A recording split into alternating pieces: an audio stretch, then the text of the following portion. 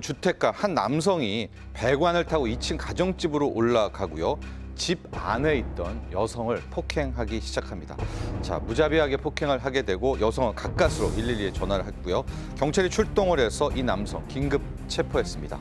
자, 근데 무단 침입을 하고 폭행까지 했던 이 남성 알고 봤더니 이 피해 여성과 연인 관계였었고요.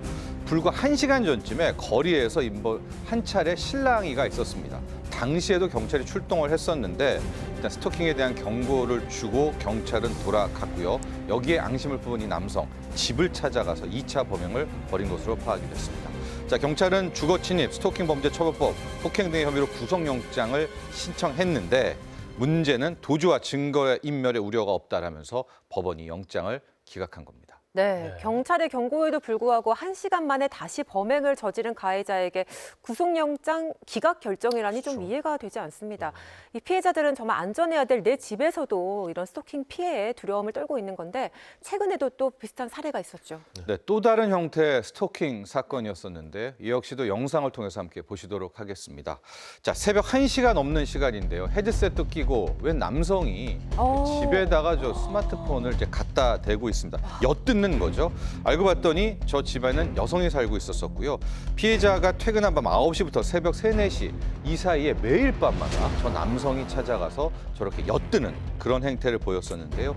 이 남성 알고 보니까 부인과 2명의 자녀까지 있었었는데 왜 이런 일을 벌였느냐? 이 피해자가 묻자 성적인 흥분감 때문에 어쩔 수가 없었다. 제발 부탁이니까 이사 비용 줄 테니까 가족들에게만 알리지 말아달라. 그러나 며칠 후 완전히 태도를 돌변해서 이사 비용을 줄 수 없다라는 사건이 일어났고요. 피해자는 경찰에 고소를 한 그런 상황이 됐습니다. 네, 좀 최근 스토킹 사건들을 보자면 공포를 느낀 피해자가 경찰에 신고를 해도 스토킹이 멈추지 않고 오히려 더 가혹한 범죄로 이어지고 있단 말이죠. 이 경찰 쪽에서 뭔가 조금 더 해야 되는 거 아닌가 이런 생각이 듭니다. 그렇습니다. 피해자들은 계속 불안에 떨 수밖에 없는데요. 앞서 옆집 남성한테 계속 녹음을 당해왔던 피해자 같은 경우에는 현재 경찰이 신변보호 정치를 하고 있습니다. 그런데 이 피해자는 스마트워치를 차고 있어도 불안한 마음은 어쩔 수가 없지 않습니까? 계속 그럴까 봐 불안에 떨고 있으니까 그래서 이 피해 여성은 집안에 들어가지 못하고 지인의 집을 전전하고 있다라고 하고요.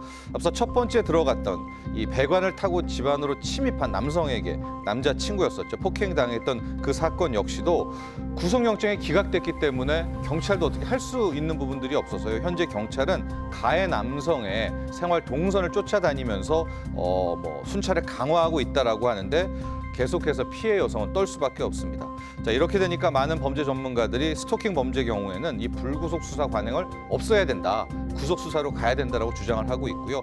이런 지적에 바로 어제 경찰과 검찰이 합동으로 이런 아주 그 피해가 큰 상황의 스토킹 범죄는 구속 수사에 총력을 다하겠다라고 이야기를 했습니다. 또 하나 현재 스토킹 처벌법의 이 반의사 불법 조항 폐지에도 함께 공동 노력하겠다라고 입장을 전했습니다.